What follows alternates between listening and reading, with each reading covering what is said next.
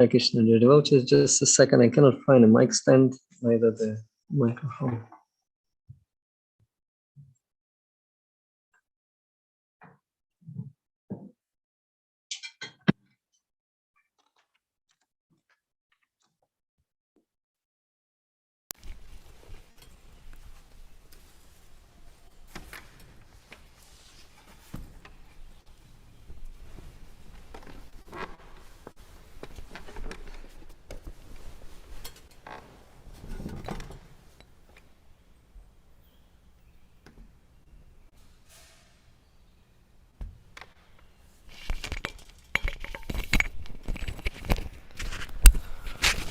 Hare Krishna.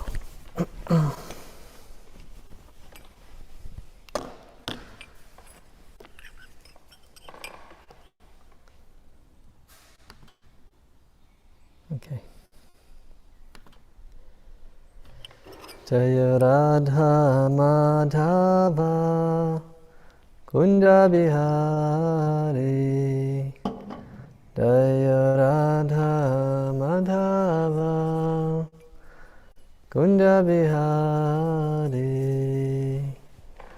Gopijana Vallabha Girivardhari Gopijana Vallabha Girivardhari Yashodanandana Brachadanaranjana Yashodanandana Brachadanaranjana Yamunatira Vanachari Yamunatira Vanachari Jaya Radha Madhava Kunda Bihari Jaya Radha Madhava Kunda Bihari Gopijana Vallabha Girivardhari Gopijana Vallabha Girivardhari Yashodanandana Brachadanaranjana Yashodanandana Brachadanaranjana Yamunatira Vanachari Yamunatira Vanachari Jaya Radha Madhava Kunda Bihari Jaya Radha Madhava Kunda Bihari Hare Krishna Hare Krishna Krishna Krishna Hare Hare Hare Rama Hare Rama Rama Rama Hare Hare Hare Krishna Hare Krishna Krishna Krishna Hare Hare Hare Rama Hare Rama Rama Rama Hare Hare Hare Krishna Krishna Krishna Hare Hare Hare Rama Rama Rama Hare Hare Hare Krishna Krishna Krishna Hare Hare Hare Rama Rama Rama Hare Hare Jaya Radha Damodara Radha Damodara Radhe Jaya Radha Damodara Radha Damodara Radhe Jaya Gauranitai Jaya Gauranitai Gauranitai Jaya Gauranitai Jaya Lalita Vishaka Lalita Vishaka Shri Radhe Jaya Prabhupada Prabhupada Prabhupada Jaya Prabhupada Haribo Haribo Haribo Nitai Gaura Haribo Jai Vishnupad Paramahamsa Parivrajacharya Shtarishata Shishimat His Divine Grace A.C. Bhaktivedanta Swami Maharaj Srila Prabhupada Ki Jai Jai Vishnupad Paramahamsa Parivrajacharya Shtarishata Shishimat Bhakti Siddhanta Ananta Kriti Vaishnav Vrinda Ki Jai Nama Acharya Srila Haridas Thakur Ki Jai Prem se kaho Shri Krishna Chaitanya Prabhu Nityananda Shri Advaita Gadadhar Shivasari Gaura Bhaktivinoda Ki Jai Shri Shri Radha Krishna Gopinath Shyam Kund Radha Kund Giri Govardhan Ki Jai Vrindavan Dham Ki Jai Mathura Dham Ki Jai Navadvip Dham Ki Jai Jagannath Puri Dham Ki Jai Gangamaya Munamaya Ki Jai Tulasi Devi Bhakti Devi Ki Jai Samavet Bhaktivinoda Ki Jai Jai Gaur Premanande Hari Bol. All glories to the assembled devotees, all glories to the assembled devotees, all glories to the assembled devotees, all glories to Shri Shri Guru and Gauranga. Grantaraj Srimad Bhagavatam Ki Jai. Om Namo Bhagavate Vasudevaya. Om Namo Bhagavate Vasudevaya. Om Namo Bhagavate Vasudevaya. We're reading from the 4th canto of Srimad Bhagavatam, chapter 26, verse 24. Tasmin dade damamaham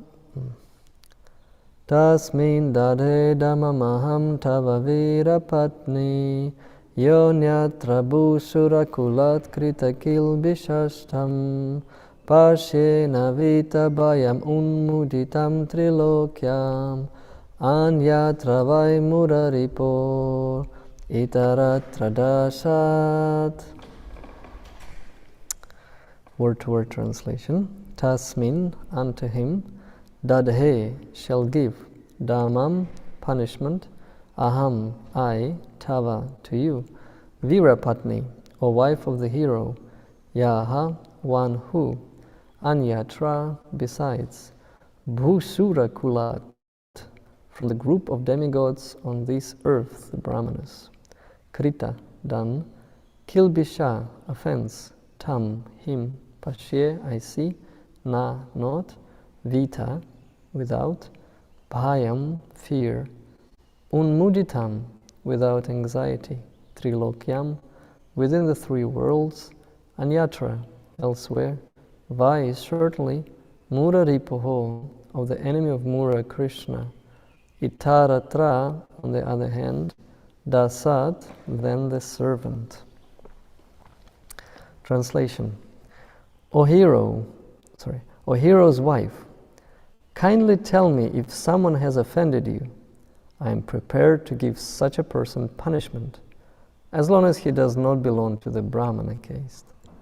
But for the servant of Muraripu, Krishna, I excuse no one within or beyond these 3 worlds. No one can freely move after offending you, for I am prepared to punish him. Purport.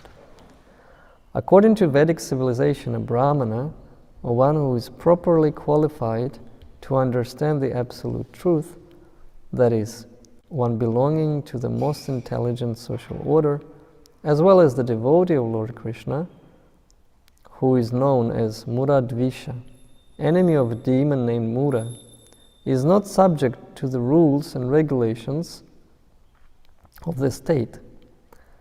In other words, upon breaking the laws of the state, everyone can be punished by the government except the Brahmanas and Vaishnavas. Brahmanas and Vaishnavas never transgress the laws of the state or the laws of nature because they know perfectly well the resultant reactions caused by such law-breaking. Even though they may sometimes appear to violate the laws, they are not to be punished by the king. This instruction was given to King Prachinabarhishat by Narada Muni. King Puranjana was a representative of King Prachinabarhishat. And Narada Muni was reminding King Prachinabarhishat of his forefather, Maharaj Prithu, who never chastised a Brahmana or Vaishnava. One's pure intelligence or pure Krishna consciousness becomes polluted by material activities. Pure consciousness can be revived by the process of sacrifice, charity, pious activities, etc. But when one pollutes his Krishna consciousness by offending a Brahmana or Vaishnava, it is very difficult to revive. Sri Chaitanya Mahaprabhu has described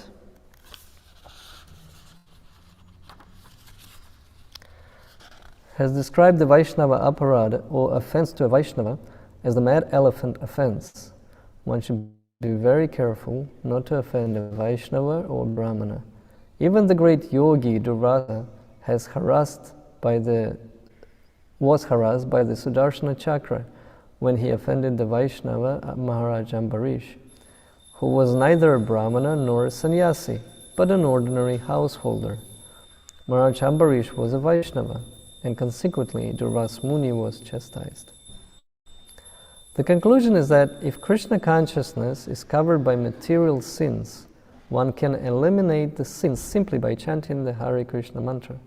But if one pollutes his Krishna consciousness by offending a Brahmana or a Vaishnava, one cannot revive it until one properly atones for the sin by pleasing the offended Vaishnava or Brahmana.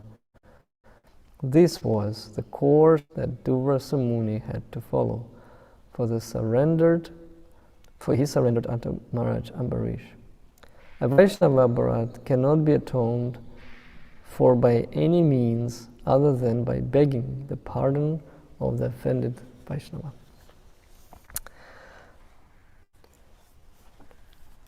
Once again the verse.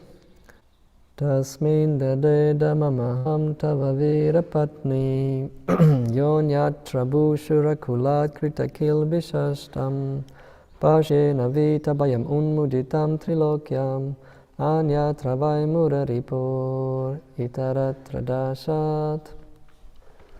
O hero's wife, kindly tell me if someone has offended you. I am prepared to give such a person punishment as long as he does not belong to the Brahmana caste. But for the servant of Muraripu, Krishna, I excuse no one within or beyond these three worlds. No one can freely move after offending you, for I am prepared to punish him.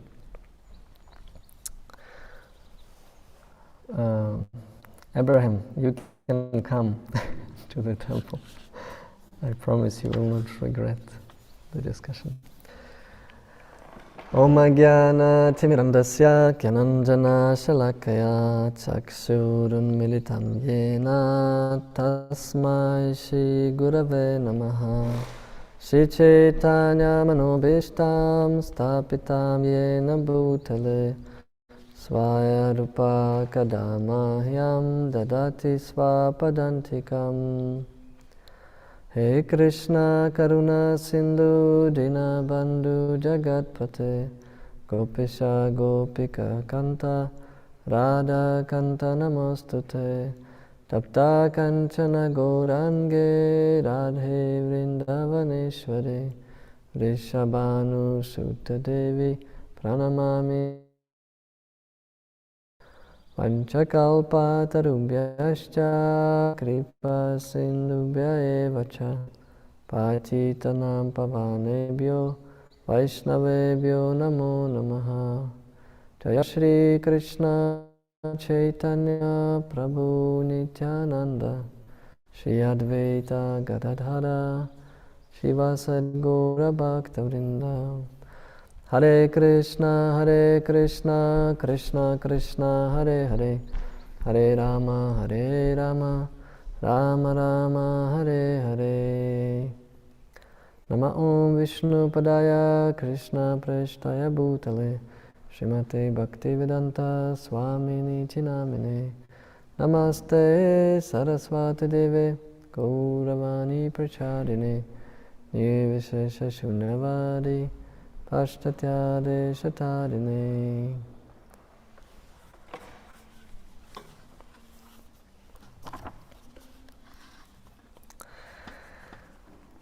So we have a wonderful verse in Srimad Bhagavatam today, and it's actually a paradox that Puranjana, in this analogy, is asking his wife, who has offended you? I'm ready to punish him. But actually, that was him who has offended her. And he's supposed to punish himself. And the mercy of Narada Muni is, has no boundaries. He reminds him, in fact, the compassion, why actually Narada Muni has shown this compassion to King Puranjana or King Prachina Barhishat was because he knew to in whose lineage of great devotees he is coming from. And this is very important. Lord Krishna, in Vedic times especially, this meant a lot. Who belonged to which dynasty? And if those devotees were coming from dynasties of great forefathers, it was shameful if they would not continue, the greatness of their dynasty. So that Krishna, many times he says to Arjuna on a battlefield or in the dialogue in Bhagavad Gita, he mentions him, "Oh great hero," and he mentions his lineage from both the father and mother side, great son of Pandu or like that, because he wants to remind him that he belongs to a very knowledgeable family with wonderful values and so forth. And in this way he cannot let them down. So, especially in kings' dynasty is very important, because for kings, as we know from Bhagavad Gita, the verse that defame is worse than death for them. So this is like a valid argument for them. Maybe for ordinary persons that would not be so, but for such, it's a great way to address. So he reminds here King Puranjana about King Prachina Barhishat that whose lineage he belongs to, starting from Prithu Maharaj, his forefather. So that's the beginning of the purport here, but we get into a very delicate and interesting topic in a further discussion by Prabhupada, and that is that Lord Krishna, to please him, really you have to please his devotees, that we know. And here the explanation is given that once you commit an offense to the devotees, Lord takes it very personally.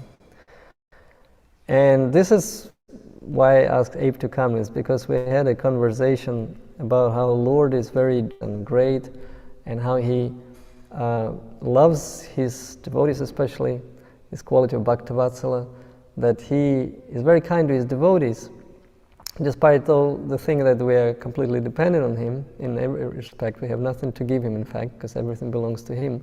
But yet he is very kind. So this is a great, well-known quality of Krishna, and probably one of the best and one of the slight qualities of devotees, for sure. But there's one more that I want to discuss with Abe, and I got an appetite for this Srimad Bhagavatam that I said we will discuss it during this class because it will be relevant, and it is. And so let's just dive into it. And so here, Prabhupada gives an example of great yogi Durvasa, who was harassed by Sudarshan Chakra when he offended Maharaj Ambarish, because he could not discriminate. Maharaj Ambarish broke the fast to please the Lord, broke Ekadashi fast to please the Lord. That was his mentality. He did not want to offend anyone, not Durvasa Muni, that he's not been a hospital householder and like that. So his motive was very pure, actually. in accordance with Shastra, he also has consulted the Brahmanas council that he had, how best to do in order not to offend Durvasa Muni like that. So he got the instructions. And I wanted to read you because we want to glorify or understand why devotees are so prominent, why they are so important to the Lord. And the answer is actually given in this 9th canto of Srimad Bhagavatam in the 4th chapter, the story that is mentioned here by Srila Prabhupada. And there are two verses that are relevant. I'll read one, the other I'll read from another quotation. So the verse 68 is like you can say the substance of what is going on. The verse is like this: Sadhava hridayam mahyam sadhunam hridayam tvaham mat anyatena jananti naham tebyo manag api. Krishna says, Lord Narayan says, the pure devotee is always within the core of my heart, and I'm always in the heart of the pure devotee. My devotees do not know anything else but me, and I do not know anyone else but them. This is when Lord Narayan explains to Durvasa Muni what to do, that he cannot help him, actually. And the reason he cannot help him is, he explains that actually my devotees are so dear to me that they occupy only my heart. But not only that, their hearts are occupied only by me, and therefore I'm dependent. And I'm going to read you one more quote from Amritavani by Bhaktisiddhanta Saraswati Thakur. And here it's very important. The question is like, is the Supreme Lord controlled by the devotees? And here Bhaktisiddhanta Saraswati says, Lord Govinda is controlled by his devotees. All the devotees are energies of the Lord and are therefore normally thought of as subordinate. According to the service consideration, the Lord's energies are superior to him. If they were not superior, how could they serve the Lord? Even though the Lord is supremely independent, he becomes dependent on the service of his devotees. He states in the 9th canto of Srimad Bhagavatam, Aham bhakta praradhino hi ashvatantra ivadvija sadhu bhir grastho hridayo bhakta bhakta jana priya. The Supreme Personality of Godhead said to the Brahmana, I am completely under the control of my devotees. Indeed, I am not at all independent. Because my devotees are completely devoid of material desires, I sit only within the course of their hearts. What to speak of my devotee? Even those who are devotees of my devotees are very dear to me. And this is amazing conclusion by Bhaktisiddhanta Saraswati Thakur. Just hear this. Actually, one cannot properly serve the object of service unless he knows that object's value and glories. A perfect servant sometimes waits for his master's order and sometimes serves his worshipable master according to his master's internal mood. As the Lord resides in the devotee's heart, so the devotee resides in the Lord's heart. The devotee is the super soul of the super soul. How about that?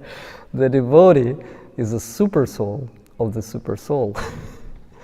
So this quality is called, I forgot exactly, I mean I remember, but I may be mistaken in Sanskrit a little bit, maybe somebody can correct me. It's called Bricha Vashyata. Bricha Vashyata. That's called the emperor of the qualities of the Lord. And that is that he is voluntarily dependent. He voluntarily puts himself in a dependency of his devotees out of love. And that is even a greater quality, one may say, than even Bhaktavatsala. It gets it to the higher level. Not only he is super kind to his devotees, he loves them so much, and he puts himself in a complete dependency of those who are pure in heart, that have from no other modes the pure devotees. Like Mother Yashoda is chasing Krishna, or chastising Krishna, and Krishna enjoys it. He is also really fearful in Damodar Leela by the internal potency. But this is This is what Lord does. He puts himself in complete dependency to Vatsalya Bhav of Mother Yashoda and Nanda Maharaj. But not only there, I wanted to read in Chaitanya Charitamrita a great narration where Lord is putting himself in such a dependency. It's like when you read in it, you almost want to cry. Just hear this. This is from Chaitanya Charitamrita, Madhya Lila. The chapter is 16. The Lord's attempt to go to Vrindavan. I'm just going to read a few shlokas without Bengali. So, basically, Lord has had a desire to go to Vrindavan. That's after his 6-year parikrama around South India and staying already in Puri. He had this great desire to go to Vrindavan, and he already started to kind of say it out loud, and devotees started to get nervous to be in a separation with the Lord. And so Maharaj Prataparudra said, if Lord leaves Jagannath Puri, this place is empty, I do something. He said to Sarvabhauma Bhattacharya and Ramananda Roy, and he said, create something to keep him here. And and he asked submissively, really. I mean, he really could not imagine, as anybody else, any other devotee could not imagine separation from the Lord. So I'll just read those few shlokas from 7th onwards. After this, Sri Chaitanya Mahaprabhu himself consulted Ramananda Rai and Sarvabhauma Bhattacharya, saying, I shall go to Vrindavan. Ramananda Roy and Sarvabhauma Bhattacharya requested the Lord to first observe the Rath Yatra festival. Then, when the month of Kartik will arrive, when the month of Kartik arrived, he could go to Vrindavan. Sounds like a plan. However, when the month of Kartik came, they both told the Lord, now it is very cold. It is better that you wait to see the Dola Yatra festival and then go. That will be very nice. So, in this way, they both presented many impediments, indirectly not granting the Lord permission to go to Vrindavan. They did this because they were afraid of separation from him. Although the Lord is completely independent and no one can check him, he still did not go without the permission of his devotees. Can you imagine? Like, you're an absolutely independent person, absolutely free, yet without the permission, you're not going anywhere. You put in yourself in the dependency to the devotees, asking their permission, can I please go? And they, no, you better stay, and then you go. And they did this for 2 years. For 2 years, they tricked the Lord not to go anywhere. I mean, not to leave their association. And I'll just skip, half of the chapter basically to read you the kind of conclusion. In the verse 87 and further. Then Sri Chaitanya Mahaprabhu placed a proposal before Sarvabhauma Bhattacharya and Ramananda Roy. He embraced them and spoke sweet words. Chaitanya Mahaprabhu said, my desire to go to Vrindavan has very much increased. Of course, he's been waiting 2 years. Because of your tricks, I have not been able to go there for the past 2 years. This time I must go. Will you please give me permission? Save for your two, I have no other resort. In Bengal, I have 2 shelters, my mother and the river Ganges. Both of them are very merciful. I shall go to Vrindavan through Bengal and see both my mother and the river Ganges. Now, would you two be pleased to give me permission? When Sarvabhauma Bhattacharya and Ramananda Roy heard these words, they began to consider that it was not at all good that they had to play so many tricks on the Lord. They both said, now that the rainy season is here, it will be very difficult for you to travel. It is better to wait for Vijaya Dashami before departing for Vrindavan. And so they kept him for another few months before he actually went. But what happened is that he actually didn't arrive to Vrindavan. That was just an attempt. He went, and so all the devotees of Orissa went after him. So he had to, again, very sweetly tell them that you should stop following And they all did, apart from few. And that one of those few was Gadadhar Pandit. He was so attached to the Lord, and we know he's Radharani, and he's like a shadow. He always followed the Lord. He couldn't live without him. But he had a vow, what's called Kshetra Sannyas. He couldn't leave Jagannath Puri by his vow. But he did break this vow just by following Lord Chaitanya. And he had to ask him, look, you already broke your vow. This is not good. How people will view you. You have to go back. And so at one point he just had to turn and go. And Gadadhar Pandit just lost his consciousness. He fell unconscious. So what basically happened, Gadadhar Pandit, he did not give the permission to the Lord to leave. He actually fell unconscious. He was the only one who did not give the permission. And so what happened is that although the Lord arrived to Bengal and again, devotees hold him there for so long. Raghava Pandit had to give him feast in his house and Advaitacharya in his house and so forth. He was just, Srivas Thakur, he was just traveling from one house to the other. Yes, he saw the Ganges, he saw his mother, he got the mercy. But then when he met in Ramakeli, Rupa and Sanatana Goswami, they said, how are you going to Vrindavan with so many followers? Look, there's like a half of Bengal following you to Vrindavan. This is not the way you do parikrams. So, although they just met him and they got initiated by Lord Chaitanya, they already gave him a good advice also.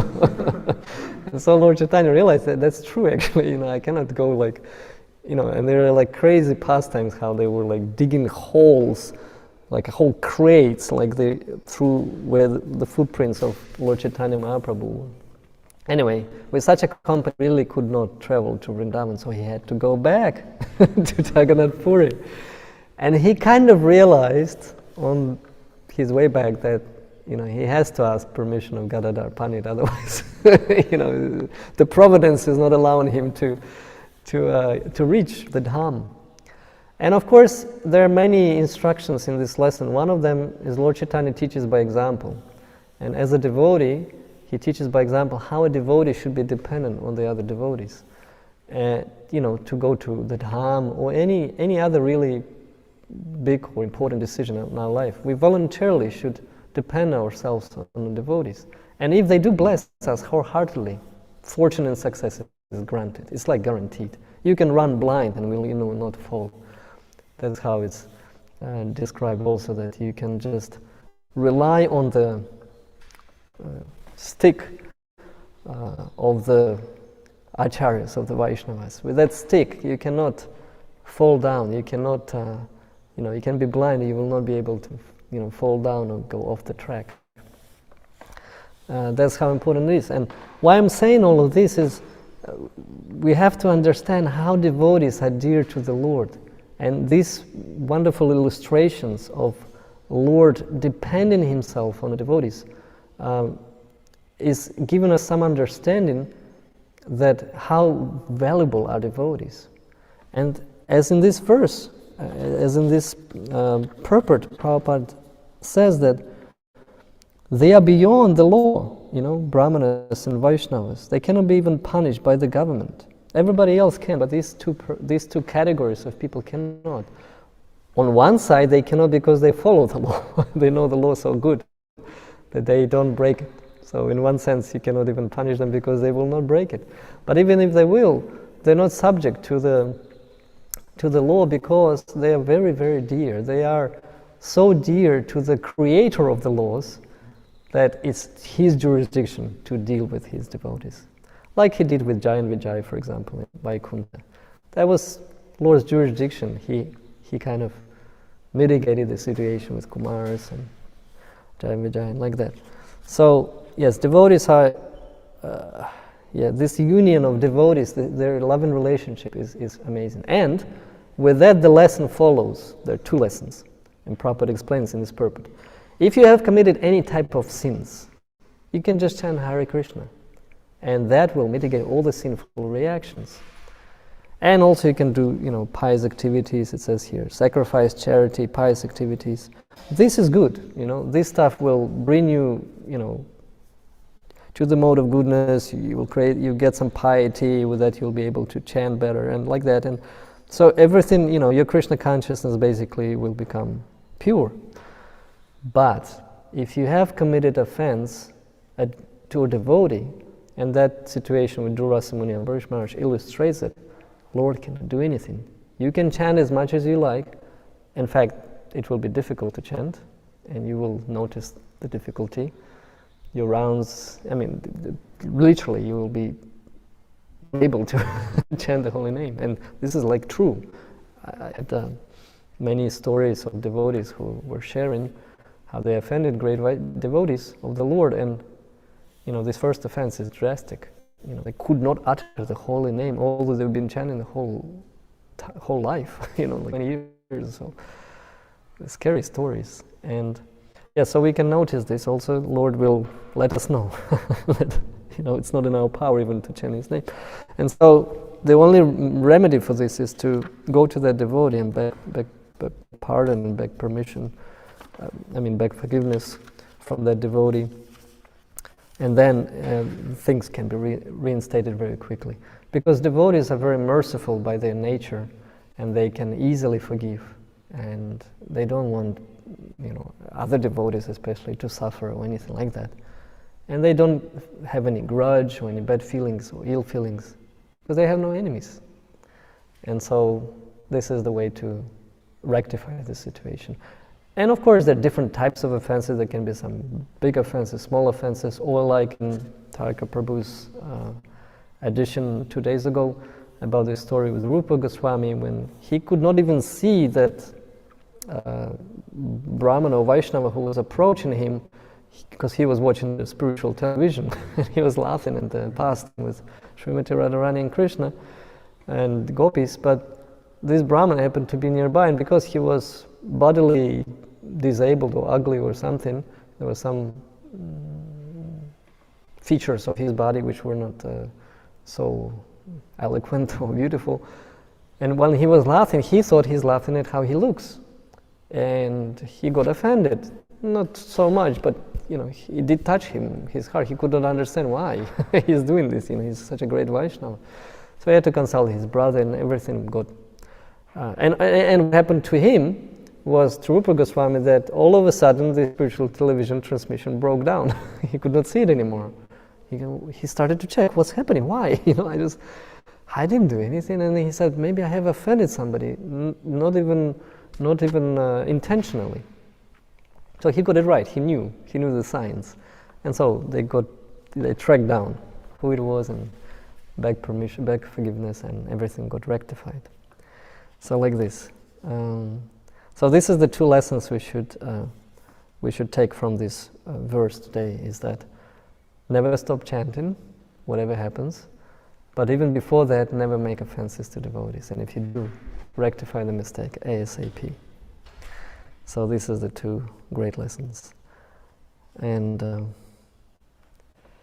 of course, and why, and to understand why we should not commit offenses, those stories I tried to narrate today are the illustrations, because the Lord loves them so much, more than Himself, more than life, more than anything.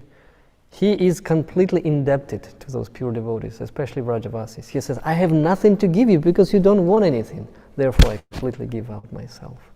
And this is the power that devotees possess. They possess the power to fully control the Lord.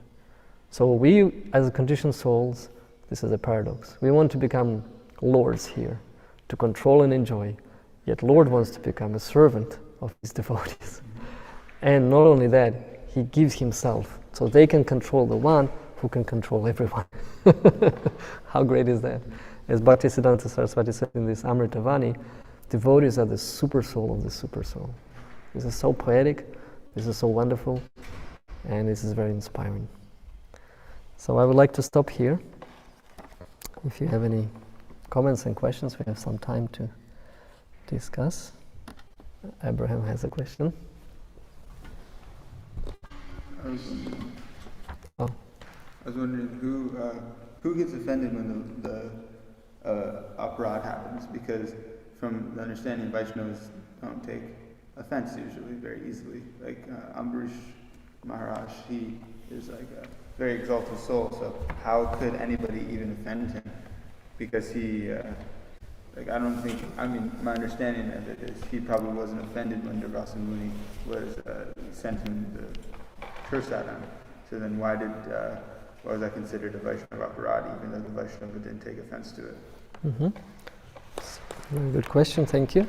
So the question is why or how Ambarish Maharaj took an offense. Why is it a Vaishnava aparad if he probably didn't even take an offense? Because he is so humble and so he's got so great qualities. That's true. When Durvasa Muni has excused himself later on order of Vishnu, Ambarish Maharaj, he was embarrassed. How this higher caste, Brahmana, I'm just a household, why he's on knees and begging, he lifted him, he embraced him, he said, I am not taking any offense, as predicted by the Lord Vishnu. And this is exactly why it's in a Vaishnava aparad, because Lord takes this as Vaishnava aparad, not the Vaishnava. Vaishnava, he's not taking it as Vaishnava aparad. But the Lord, he feels the pain, because the devotee is in his heart. He's in the heart of a devotee. As a father, having a loving son, when a son is experiencing some pain or something, the father feels the same way. So he as a father got offended. That how can you offend my devotee? Of course he will not take an offense, but how can you offend it? Why? How don't you know his glories? That's why this is a constant competition. Devotees are glorifying Lord. Lord is glorifying devotees. Devotees saying, there's nobody better than the Lord, this is our object of service. And then we read in Amritavani, we just read that Lord says that those who are dear to my devotees are dear to me. So, they keep this table tennis thing goes on all the time. One pass the ball to the other. So this is how. Queenie, you had a question.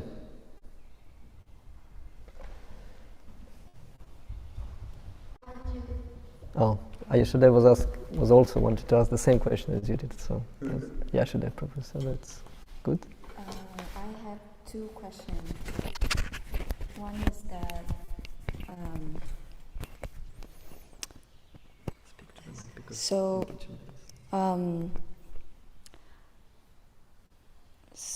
it's when we read, it seems like only the pure devotee of the Lord are dear to Him. None of us are pure here. So how do I connect these 2 points together? The second question is,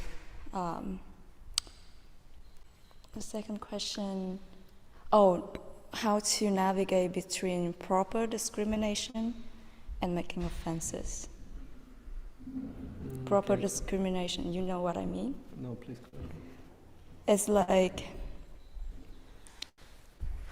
like even in the society of devotees themselves, we have different, like there's also devotee with offensive mentality, and we don't want to associate with them.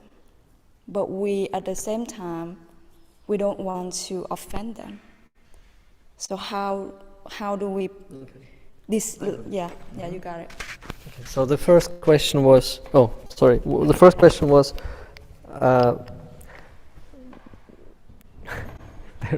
That there are no pure devotees, right? So, and actually, only the pure devotees are dear. Only the pure. But the thing is that we don't know actually whether there are no pure devotees. There probably are pure devotees around us, and that's how we should think also. And that you see some defect is not a definition that these devotees are not pure. For example, Pandavas are pure devotees, right? But Bhima, he could not control his anger. When he got angry, that's it. Whoever was in his way, that was really, and he could not control his appetite either. He could not fast on Ekadashis. It was so. That's why Lord, mercifully we have this. It's actually coming soon in 10 days. Pandava Ekadashi or Bhima Ekadashi, Nirjala. That if you have broken any Ekadashis through the year, this is the time to rectify. And that was a specific, just for Bhima, okay, you cannot control it the other days, this is the day for you, just one day in a year. So, and even Vidura asked Maitreya, has actually Bhima finally conquered his anger. This was not even the topic of the discussion, yet it's fully related because he's a pure devotee. Yet a pure devotee may externally have some defects, even in his character. That doesn't mean that he's not pure. Because what is the definition of a pure devotee in the end? Is the one who chants the holy name all the time. At least one of the definitions that Lord Chaitanya Mahaprabhu gives to residents of Kaliyagram. He says, they ask, what's the definition of a pure Vaishnava? Because we have to serve such a Vaishnava. He said us to serve such a Vaishnava. But who is this? He says, the one who chants the holy name all the time. So, the example of a ripe mango and a green mango is relevant, that we all are eligible and can and be, if we follow the process, become pure devotees. It's just we are in the process. So that's why it's related to the second question of Queenie, that how do we associate with devotees if we see that somebody has an offensive mood or so forth. That's why in Nectar of Instruction by Rupa Goswami in the Padishamrita, there's a verse explaining that a senior Vaishnava is merciful to the junior Vaishnava. He is friends with equal and he serves the seniors. And he's merciful to the juniors. What is the definition? Who is junior, who is more mature, and who is actually ultimately the highest of the devotees? Is by that grade of the envy and other conditions that one has, and still working with them in a process of anartha nivritti. So the one who has no envy in the heart, he's obviously very compassionate to the one who still has the tinges of envy. Because the platform of Nishtha, which we heard in another class lately, the Trinadapi Sunichina, that verse in the Shikshashtaka, is a platform Nishtha. Nishtha means 75% of your anarthas are gone, but still 25 are there. Even though you're in a platform Nishtha, Nishtha means you don't fall down. I mean, you're completely convinced about the Lord and your relationship and devotees and everything. You have no doubts anymore at all. But still, the anarthas may be there, and they still, you're still in the shower and they're still cleaning, and you cannot say, "Oh, you're not pure, haha, there's dirt on you still," while you're in the shower taking the process. If you're in the process, and we have the description, so Queenie, the answer is in the 9th chapter of Srimad Bhagavad Gita, where Lord says that you have to consider, even if he makes an abominable act, you still have to consider him a saint. This is our vision. All devotees are saintly. That's why we keep learning the glories of those devotees. Yet when we are closely associating with them, and we still are conditioned, we may interpret it in a different way. We may not see bhakti, because bhakti is deep in the heart. So we may see some external things which may seem as defects or even offensive moods. Don't worry, Lord will deal with this. Yes, you're right, we have to set an appropriate distance, and the definition of the distance is such that you should make such a distance with Vaishnava that they're always beautiful in your vision. So if that means you have to live in a separate place, fine, as long as you don't commit any offenses and that Vaishnava is still beautiful to you. That means maybe it's difficult for you to interact with the devotees or limit interactions, if you can. Or ask for help, how to deal with these devotees. So let your ears be exposed to glorification of such devotees. Bhaktisiddhanta Saraswati Thakur once heard by his disciples criticizing one of his disciples who left the body, and he was really a difficult character to live with. So they were relieved that he has gone back to Godhead. So they were discussing, these devotees, this and this. And Bhaktisiddhanta Saraswati overheard this conversation, and he said something to glorify me. I don't remember exactly what it was. He said something like that, but he always dressed so neatly, there was no wrinkles on his, that he always dressed like a gentleman. He said something, I'm just paraphrasing or maybe not remembering correctly, but there was one phrase that he said, stopping this nonsense, blasphemy really, even though it was maybe righteous. He pointed out some jewel that that Vaishnava had for them to stop. So this is important. So we should avoid hearing any type of criticism. When we're discussing devotees, we should actually glorify them. And if that glorification, because there's no any other things, we either glorify the devotee or blaspheme the devotee. What other subject is for the discussion? There's no other subject. You're either discussing his body qualities or something, or criticizing, or, okay, if you're a manager, you may discuss certain things in order to help.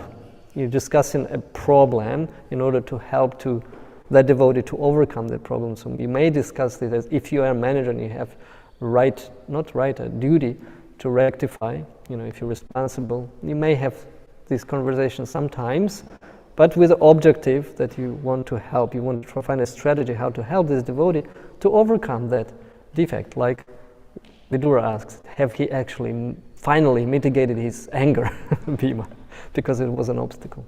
Yes, Abraham wants another.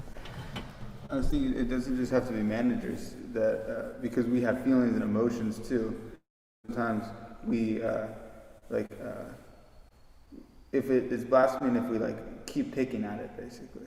Like if we say, okay, there's a problem with this thing right here, it makes me frustrated, we can just leave it at that. But if we say make it frustrated and this person's so bad, they're so bad, this is that thing, then it's not very helpful. But if we say, okay, this action is frustrating to me, and then accept it, is that still offensive, or is that just protecting yourself? Because you kind of because there's a tendency I have to say, okay, well, they're Vaishnava, so I should just tolerate, and then the action doesn't get corrected, or my mentality doesn't get corrected, and then I'll blow up.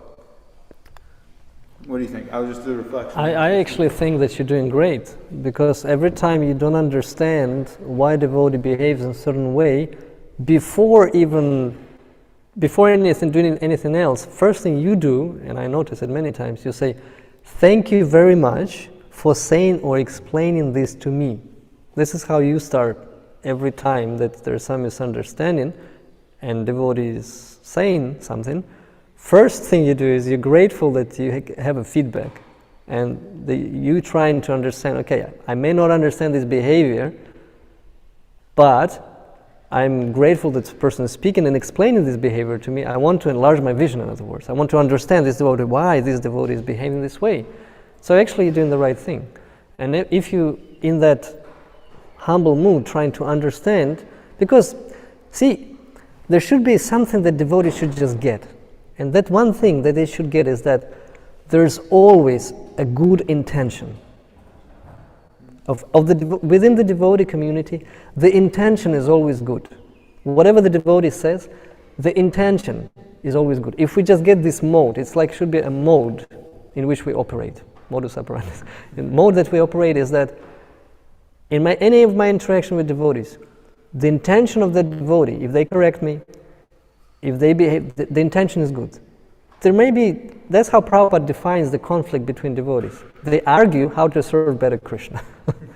And they have completely opposite visions on what is pleasing to Krishna or pleasing to Prabhupada. We should do books, no, we should do farm, we should do, this, that, the other. We should do Harinams, no, we should preach directly, no, we should preach indirectly. We should, there's so many ways. No, we should distribute prasadam, 5 miles of radius, no, we should do, But there's a time, place, and circumstances.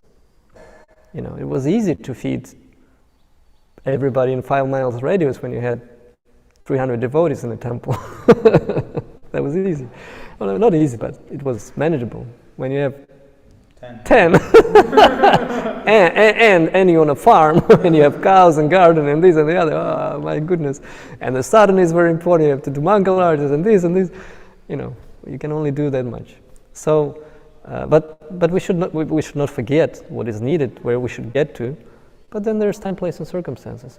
And so, but somebody may point this out to you. Where is the Sunday feast, the classical Sunday feast? Or where is this? Or why don't we, I don't want to go to this, but I can say things that are maybe relevant to Gita. But I'm just saying it in general, because it's all over the world. There's something always that is kind of off balance or not the same as during the Prabhupada time. And somebody may just say, but you should take it as a good intention. That devotee just tells me something that is, I should think about it, how to implement it in future. Don't take it personally. Oh, you were wrong, or you're not. No. You just take it on board and deal with it. Try to get there. So there's always a room for improvement, right? So, and we can take that from anybody, junior, senior, superior, equal, or even as Sarvapna Prabhu was giving a class, even from whatever, there are so many other drunkard men that can say to Prabhupada, you should not pray so much, you should go for a walk. And Prabhupada started to go for a walk every day. We got so many bliss of more than 1,000 morning walk conversations recorded thanks to this drunkard doctor that visited Prabhupada. So, anyway, I just have to read something here. Okay, where's today's verse that was given? Okay.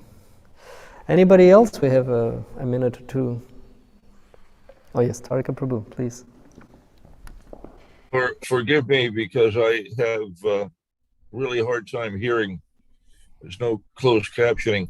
Did I understand you to say that seniority was based upon a level of advancement or the absence of envy? I don't recall couldn't hear clearly how you were defining that. Yes, I mentioned the envy as a barometer that the Vaishnava is free of envy. That's also a definition of Vaishnava, as defined in Chaitanya Charitamrita. Rupa and Sanatana Goswami, when they got initiation, all the devotees were without envy, glorifying them, were joyful for their happiness.